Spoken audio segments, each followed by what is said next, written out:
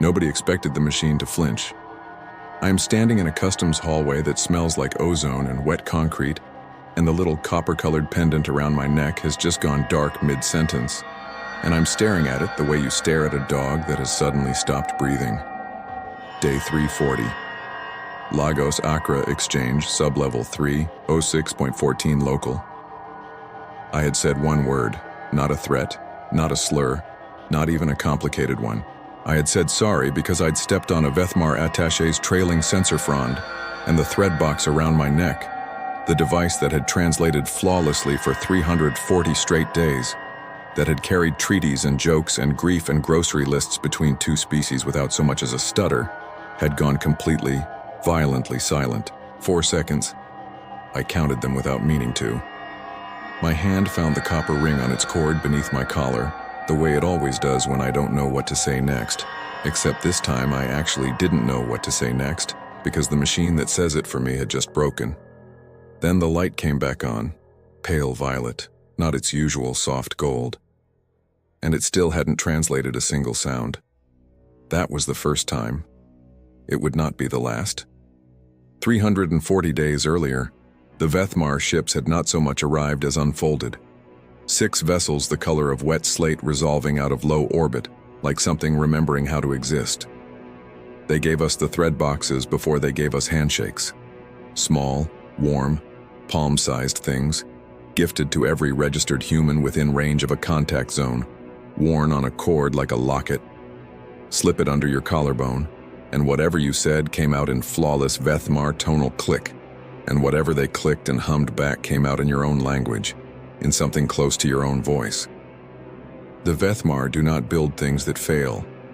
That was the first thing you learned about them, in the sensory hum of their embassy halls. Halls lit not by lamps, but by long strips of bioluminescent lichen, bred over 4,000 years to glow in exact proportion to the emotional temperature of a room.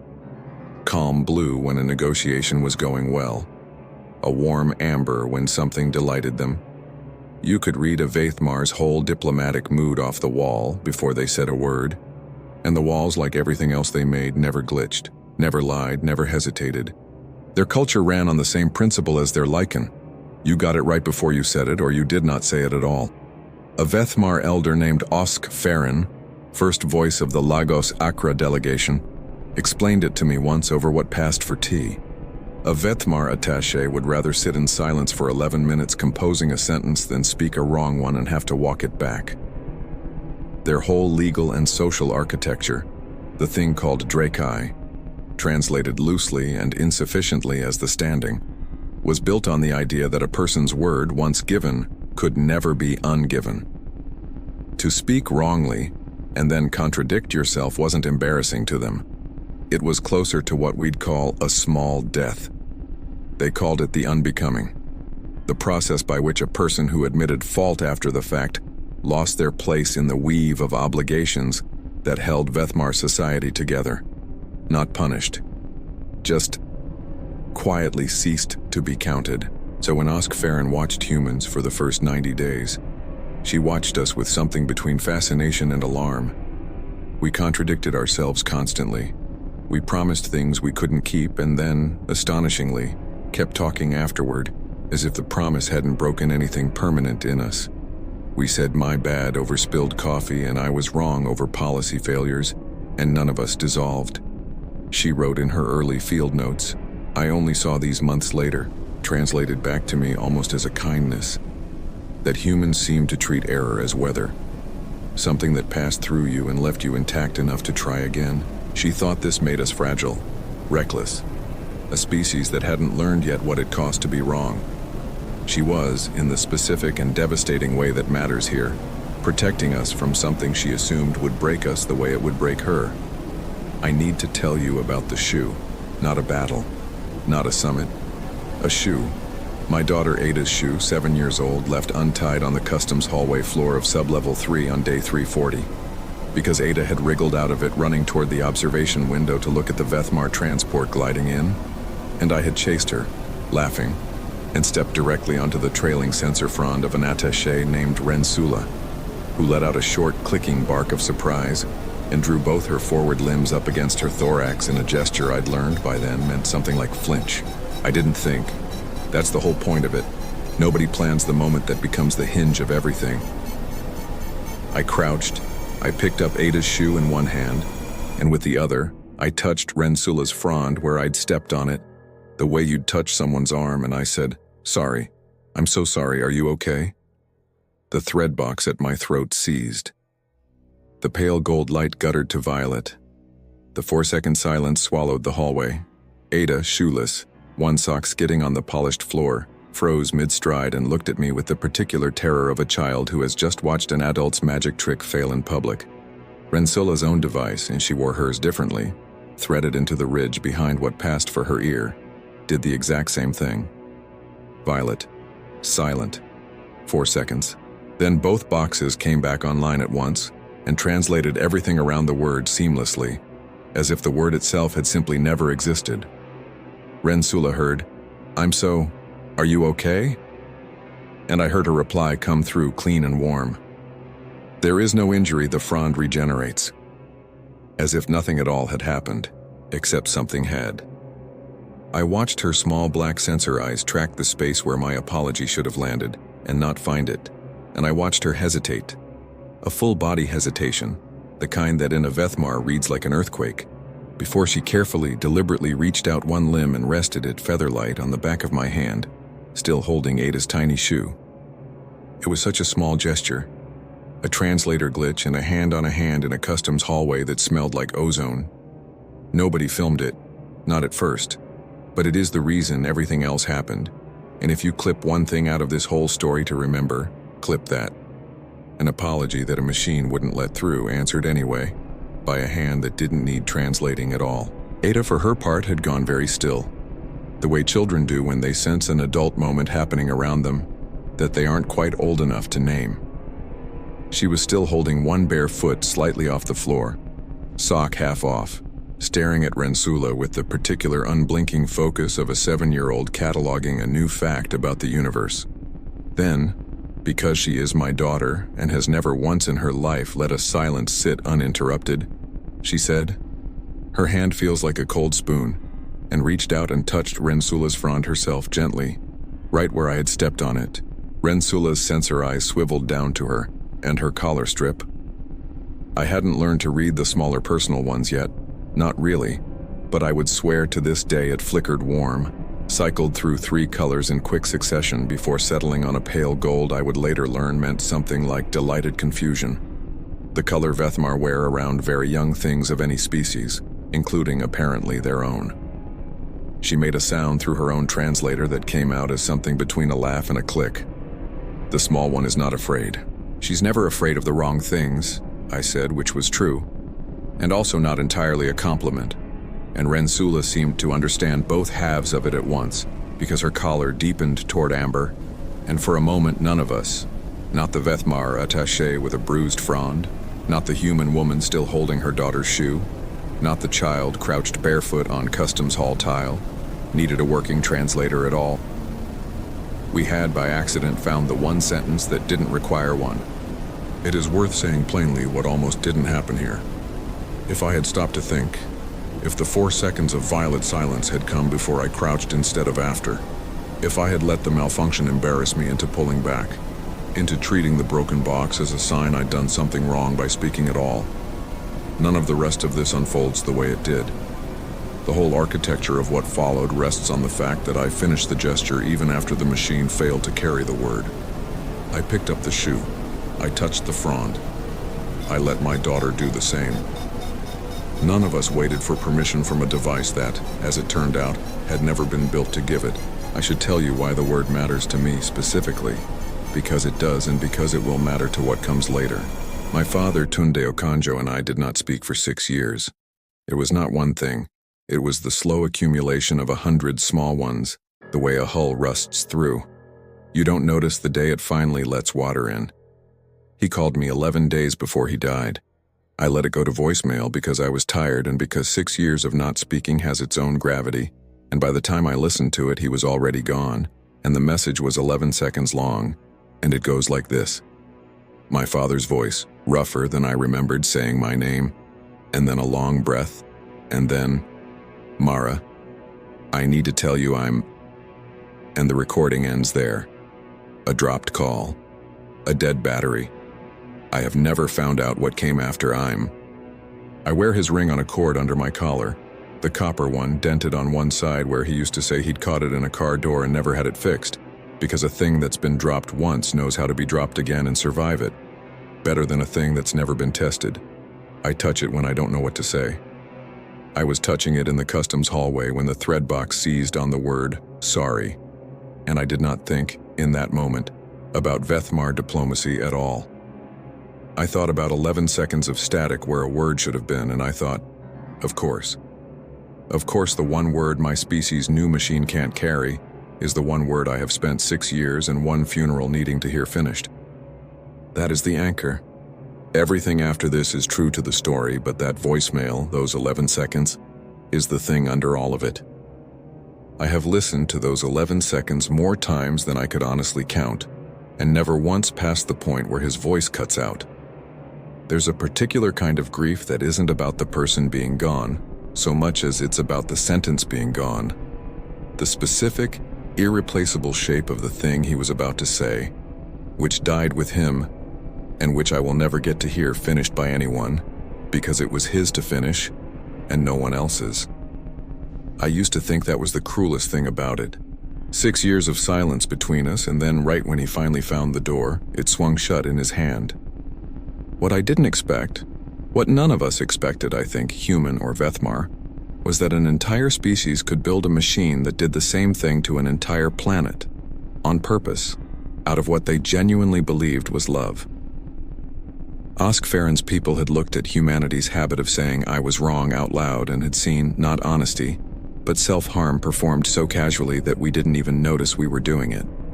They built a door that swung shut in everyone's hand, all at once, 340 times a day across an entire species, and called it mercy. I don't think I'm being dramatic when I say that. When the thread box seized in that hallway, some small, old, unhealed part of me recognized the shape of it immediately. The way you recognize a scar on someone else's hand that matches one on your own. I didn't tell Oskfaren about my father that day. I told her weeks later after the recall had already started, after the plaque was just an idea Ada had scribbled on a napkin. I don't know why I waited. Maybe because some griefs need a stranger's mistake to become sayable, because it is easier to explain what a machine did to a planet than to explain what silence did to a family, even to someone who by then, I trusted with almost everything else. Word travels faster than any of us planned for. By hour 2, Lagos Accra's public feeds had the hallway footage. Someone had caught the second half on a wrist cam, and by hour 3 it wasn't just our contact zone. Reports came in from the Jakarta exchange, from Lima, from the smaller relay station outside Nairobi. Every human wearing a thread box who said sorry to a Vethmar got the same 4 seconds of violet silence. Every single time. Not once in 340 days of continuous, flawless operation had a thread box failed on anything else. The malfunction rate on every other word in every human language being translated was 0.003%, essentially the ordinary noise of any complex system. On sorry, it was 100%. Every speaker, every dialect, every thread box on every continent agreed exactly. That kind of consistency isn't a bug. Oskfaren knew it before we did, and by hour 4 she had requested through official channels an emergency session, not a council chamber vote, nothing so grand. The Vethmar don't summon assemblies to explain themselves. They summon a single voice to a single room. Because for them, admitting something is a private failure made as small as it can be made, not a public spectacle. She came to my office. Not the embassy, my actual office. A cramped room 3 floors above the customs hallway with Ada's drawings taped to the wall and a dead plant I kept forgetting to either water or throw away. She stood in the doorway the way Vethmar do when they're not sure they've been invited, all 4 limbs drawn close to her thorax, and her lichen strip collar, the personal ones they wear, smaller versions of the embassy walls, was cycling a color I hadn't seen on her before. Not blue, not amber. A thin, unsteady gray violet, the exact shade her voice module had gone silent on in the hallway. I would like, she said, through her own thread box, which did not glitch on any of these words, to tell you what we did, before you learn it from someone who did not do it kindly. I sat down. She did not. When your thread boxes were built, she said, we built into them a filter, a small one. We call it, in our design language, the mercy clause. Her limbs tightened further against her body. It was meant to catch a category of speech act your species performs that ours does not. The retroactive admission of fault, spoken aloud to another after the fault has already occurred. We call this the unbecoming when one of our own does it. It costs a Vethmar their standing. It can cost them, in the old law that still lives underneath the new one, their name. Her collar strip flickered gray. We assumed, because we had watched you for 90 days before the boxes were finished, and you seemed so quick to speak this way, so careless with it, that you did not understand what you were doing when you said it. We assumed you were, in our terms, committing the unbecoming on yourselves repeatedly, without knowing the cost. We built the filter to protect you from a cost we did not understand you were willing to pay. There is a detail I left out of that first telling because it felt too small to matter, until I understood what it meant. Vethmar embassies do not have doors in the way we mean doors. They have thresholds of graduated light, strips of the same bread lichen that lines their halls dimmer at the entrance and brightening as you move deeper in, so that a visitor is, quite literally, walked into trust by degrees. I asked Oskfarin once in the early weeks whether anyone had ever turned around partway through a threshold, chosen not to go all the way in. She said yes, often, and that no one ever mentioned it afterward, because to have started toward something and not finished was not, to them, a failure worth naming. It was simply a sentence left incomplete, and incomplete sentences did not need explaining. Only wrong ones did. I thought about that a great deal in the hours after the customs hallway, because it explained something I hadn't had language for. The strange, careful softness with which the Vethmar had always treated our mistakes. They never corrected us harshly. They rephrased gently and moved on, the way you'd steer a child away from a hot stove without ever raising your voice about it. I had read this, for 340 days, as diplomatic patience. Oskfarin's own field notes, when I finally saw them, called it something closer to grief management. She was not being patient with us. She was trying, in the only language her culture gave her for it, to keep us from ever finding the stove at all. I remember the room going very quiet. Not violet silent, human quiet, which is different. Human quiet still has breathing in it, and a dead plant. And somewhere below us, Ada's after-school program letting out, small voices in a stairwell. You didn't want us to lose something, I said slowly. So you took the word away before we could say it. We took the word away, Oskfarin said, so that you would never finish saying it. We assumed the mercy was in the interruption. Her collar pulsed once, gray-violet, unsteady. We did not understand. We could not have understood in 90 days that for your species, the finishing is the mercy.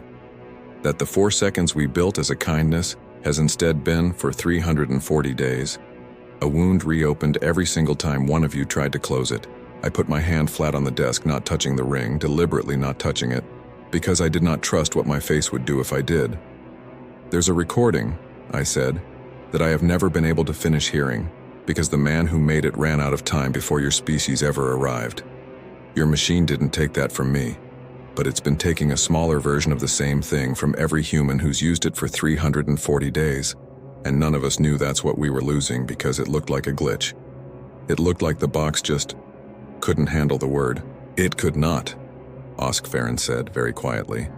Handle the idea that a species would give that word freely, expecting nothing back, and survive the giving. She told me later what it had looked like from the inside, what the 6 hours between the customs hallway and her own reconfiguration had actually been for the engineers who'd built the mercy clause in the first place. There were 3 of them, still on site at the Lagos Accra embassy, none of whom had expected their design to ever be tested this publicly, this fast.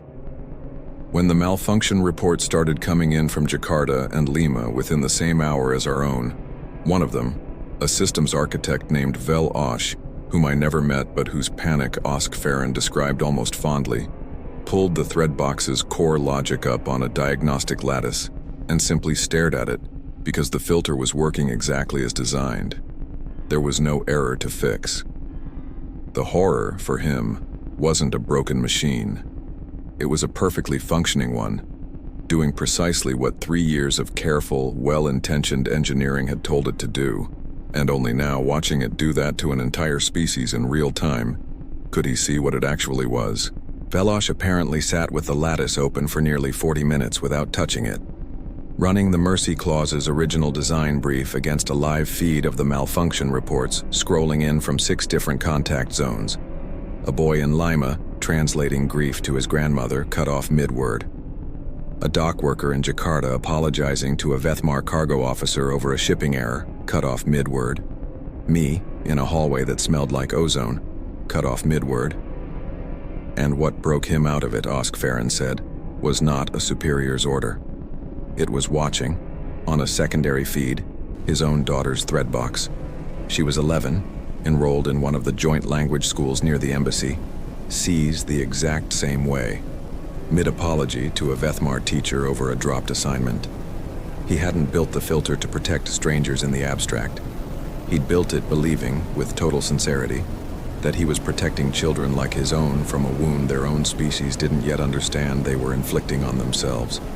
Watching it fail to protect her, specifically, watching the 4 seconds of violet light sit on his own daughter's throat like a held breath, was what finally made the doctrine unbearable to him from the inside. That is what I mean when I say the alien side learned the truth the same way we did, mid-scene, through the instruments themselves, not through anyone standing up and announcing it. Nobody delivered a speech about what the filter had cost. The cost delivered itself 4 seconds at a time to everyone who had ever built it, used it, or trusted it, all at once. I want to tell you what the next 6 hours looked like, because they are the part of this story with real weight in them. And I do not want to rush past it the way the feeds did. The Vethmar did not deny it. That is the first thing, and it matters more than it sounds like it should. Within the hour, Oskfaren's report had gone.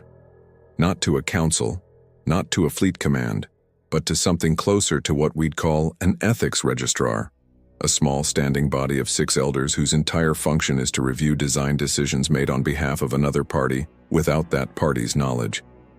The Vethmar have a word for this kind of unconsulted mercy. It does not translate cleanly, but the closest the threadbox could manage, working correctly now on every word except the one it had never let through, was something like the kindness that was never asked for and cannot be returned. They did not send apologies through official channels because, I understood this now, sending an apology for them, after the fact in their own language, would have meant something closer to ritual suicide of their social self. They could not do it in Drakai. So instead, at hour 5, Oskfaren did something that, I would learn later, no first voice had done in recorded Vethmar diplomatic history. She requested that her personal thread box be reconfigured, live, in front of a human technician, to strip the mercy clause from her own unit specifically, hers first, before any wider recall, before any statement, before anything that could look like posture, so that the next time a human said sorry to her, it would go all the way through. It took 11 minutes. The same 11 minutes she told me later that a Vethmar might once sit in silence composing a difficult sentence. At hour 6, she came back down to the customs hallway on sub-level 3, to the exact stretch of floor where Rensula's frond had been stepped on, where Ada's shoe had come off, and she asked, through a translator that could now, for the first time, carry the word all the way through, for Rensula to say it again. Not because Rensula owed anyone anything, because Oskfaren wanted, in front of witnesses, to hear a human apology land, complete, unfiltered, to see with her own sensory frond what it actually did to a person who gave one. Rensula wasn't there. I was. So I said it. I don't know if it's exactly right doing it that way, but I stood in the same hallway, my daughter's shoe long since back on her foot, and both of us 3 floors up by then, and I said, to Oskfaren, I'm sorry your species built something to protect us from a cost that wasn't real. I'm sorry it took 340 days for any of us to find out. And the thread box at my throat carried every syllable through, clean and whole, and hers carried it back to her in return. And her collar strip, I watched it happen, went from that thin, unsteady gray violet to a slow, deep amber. The color, she'd told me once, for delight, or its nearest cousin. She did not dissolve. She did not lose her standing. She stood in a human customs hallway that smelled like ozone and wet concrete, and something in her posture that had been drawn tight for 340 days, maybe longer, maybe her whole life. If the unbecoming is the kind of fear a culture builds into its children before they can walk, came loose. "It does not cost what we thought it cost," she said. Not to me, to the 6 elders of the ethics registrar, patched in remotely, their own collar lights visible in a small projection at her shoulder, cycling nervous gray. I would ask that we stop protecting them from a mercy that was never a mercy at all. The numbers, so you understand the shape of what this actually was. 340 days the thread boxes ran before the first public malfunction. 0.003% failure rate on every other word, across every language, across every contact zone on Earth. The ordinary cost of doing something this complicated at this scale. 100% failure, without exception, on a single word, across every single unit. 47 Vethmar delegates present at Lagos Accra when the recall order came through. 6 hours, start to finish. From the first violet silence in a customs hallway to Oskfaren's own device carrying the word whole. And this, more than any of it, 0 human casualties, 0 Vethmar casualties, 0 ships raised, 0 ultimatums issued, across the entire event. Nobody was ever in danger. That is not what this story is. This story is about a machine that flinched, and 47 days later, I'm getting ahead of myself, that's the epilogue, hold on, about what it cost to teach one species that another species' vulnerability isn't a wound that needs guarding. It's a door that wants sometimes to be walked through. The recall itself took 47 days. Every thread box on Earth cycled through reconfiguration one at a time, by choice, not by force, because the Vethmar would not simply overwrite something living in a person's pocket without asking first, not even to fix their own mistake. 47 days of humans lining up at contact zone kiosks to have a small copper-colored pendant taken gently off a cord, opened, and closed again. Whole. I've gone back through the public log since because the shape of it matters more than the feeling of it, and I wanted both. There were, across the 6 original contact zones, 214,000 registered thread boxes in active use on day 340. By hour 6, when Oskfaren's own unit came back online carrying the whole word, that number was still 214,000. Nothing had been touched yet, nothing forced, nothing patched in the dark. By the end of day 1 of the voluntary recall, 1,800 humans had chosen to bring their pendant in. By the end of week 1, that number was 38,000, not even a fifth. People were not rushing to be fixed. I understood that better than most. I didn't bring mine in until day 3 on 61, 21 days into the window, because some of us needed to sit with the broken version a little longer before we trusted the whole one. The Vethmar never once flagged this as a problem. There was no deadline attached to the recall at all, and when a journalist in Nairobi asked Oskfaren directly whether there would eventually be one, she said, through a translator that no longer needed to protect either of them from the answer, no. A door someone chooses to walk through slowly is still a door they walked through. By day 387, 47 days after the customs hallway, the number reached 211,400, not all 214,000, not even now. Around 2,600 people across every contact zone on Earth have simply never brought their pendant in and wear it still, glitching, 4 seconds of violet silence every time they choose to say the word at all. Nobody has made them explain why. I think some of them, like me on day 340, aren't ready to hear a sentence finish that they've spent years bracing to hear cut off.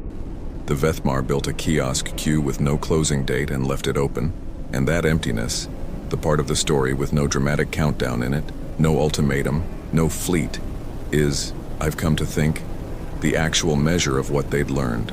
Here's the part I think about most, though, and it isn't the elders, or the recall, or the amber light in Osk Farron's collar. It's what she did with the 11 minutes. Because once the mercy clause was proven wrong, once it was clear the filter had been solving a problem that didn't exist, the Vethmar had every justification to move fast. Full recall, immediate override, patch every unit remotely overnight while humanity slept. Presented as fixed by morning, clean and total and over.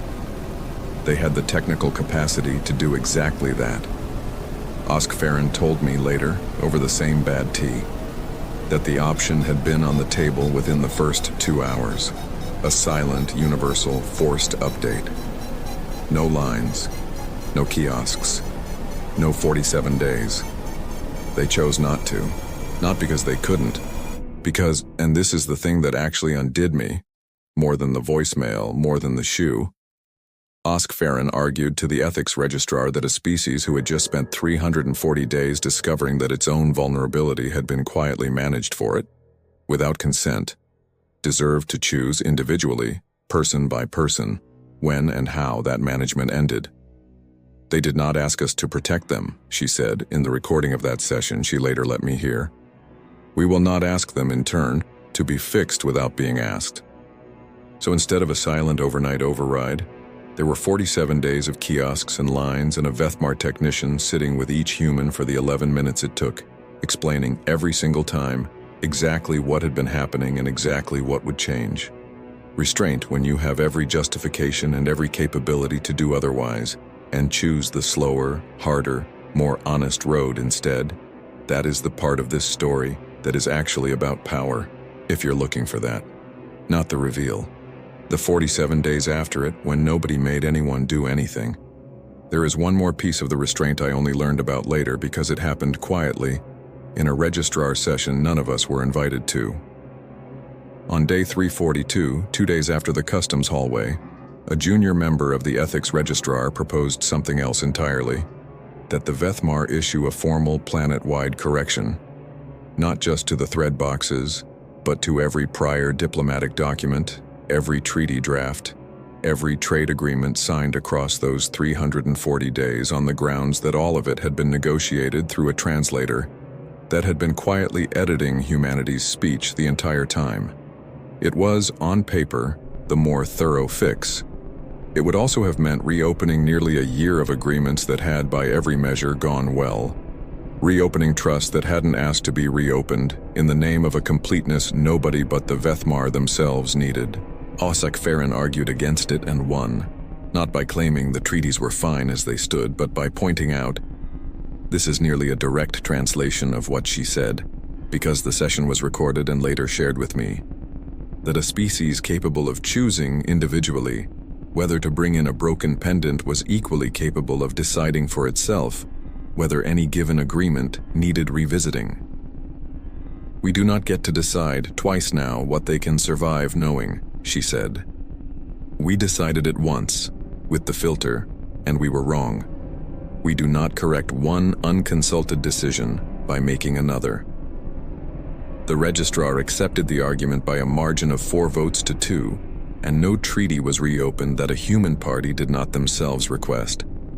3 were in the following months at ordinary human request, for ordinary human reasons, and were renegotiated the way anything else gets renegotiated, slowly, with both sides in the room. I went to the kiosk on day 361. Ada came with me, 7 years old and extremely serious about her role as supervisor, sitting on the plastic chair swinging her feet while the technician, not Rensula, a younger attaché named Cosemil, who kept accidentally translating his own nervous static into my earpiece, worked the small tools around the pendant clasp. Will it still work the same? Ada asked, the way she asks everything, straight through the middle of a thing without any of the polite scaffolding adults put around questions. Better, Cosemil said through his own working thread box, and I watched his collar strip. He wore a thinner one, junior attaché issue, flickered toward a color I hadn't learned to name yet, something between the amber of delight and the deep blue of calm. It will not protect you from anything anymore, it will just tell the truth. He handed the ring. The pendant, I mean, not my father's ring, though my hand had gone to that one too, out of habit. back to me, and I put it back under my collar, and it sat there warm the way it always had. That night I did the thing I had put off for 361 days. I sat at the kitchen table after Ada was asleep, and I did not use the thread box, because it was never built for this. It was built for a different species entirely. But I understand now. I think I understand. What it was actually teaching me all those months, it kept failing on that one word. I played the voicemail. 11 seconds. My father's voice, rougher than I remembered. Mara, I need to tell you I'm... And then nothing. The same nothing it's always been. I am not going to tell you the recording finished, because that would be a lie, and this story has had enough of machines quietly deciding what people are and aren't ready to hear. But I sat with the 11 seconds instead of turning them off fast the way I usually do. I let the silence after them run its full length instead of skipping past it. And I found, for the first time in 6 years, that I could say the rest of it myself, out loud in the empty kitchen, in my own voice, to a room that couldn't answer back. I know. I forgive you. I'm sorry too. For the years. Not just the missed calls. Nobody translated it. Nobody needed to. Some sentences were only ever meant for the person who has to survive finishing them. The dented copper ring sat against my collarbone the whole time, on its own cord, next to the newer one that no longer flinches at a single word in any human language. Ada asked me a few weeks after why I still wore both. I told her the truth, or as much of it as a 7-year-old needs, that one of them was a thing that had already survived being dropped once, and one of them was new and hadn't been tested yet, and I liked keeping the tested one close to the untested one so they could keep each other company. She thought about this with the seriousness she thinks about everything, and then she said, like training wheels, but backwards, which is not exactly right and also isn't exactly wrong, and I have not found a better way to say it since. Casimil still works the kiosk on sub-level 3, 3 days a week, for the roughly 2,600 people who haven't come in yet, and the handful of new arrivals each month who register for a first thread box, and, out of curiosity or nerves or both, ask him to tell the story of the 4-second glitch before they'll put the cord around their own neck. He always tells it the same way, Ada says. She's gone with me a few times, sitting on the same plastic chair, older now, still supervising. And he always ends it the same way too. Not with a moral exactly, but by holding up his own pendant, the small personal one clipped to his collar, and saying, in a voice that still catches faintly on the translation, "It works now. It always could have. We just had to be willing to find out." There's a plaque now, small, in the customs hallway on sub-level 3, bolted to the wall about knee height, exactly where a 7-year-old's shoe once came untied. Ada picked the wording, mostly, with some adult editing. It says, "Here, a word finished for the first time. It cost nothing. It changed everything anyway." Oskay Farron's collar goes amber every time she walks past it. I checked. I asked her once whether that color ever gets old, whether after 100 years of Vethmar life something so small keeps mattering the same amount every time. And she was quiet for a moment. A real quiet, not a machine's quiet. Before she said that in 340 days, her species had learned something her whole civilization's law had never taught her, that some things don't lose their weight by being repeated. They gain it. I don't have a tidy line about the galaxy or what it means to be human. I only have this. A machine spent almost a year protecting us from a word it thought would break us, and the whole time, the word wasn't the dangerous part. The silence after it was. And now, 340 days into knowing them, 47 days into a slow and chosen fix, I wear 2 rings on 2 cords, one dented from a car door 30 years ago, one that finally lets a sentence all the way through. And some nights I still don't finish everything I mean to say.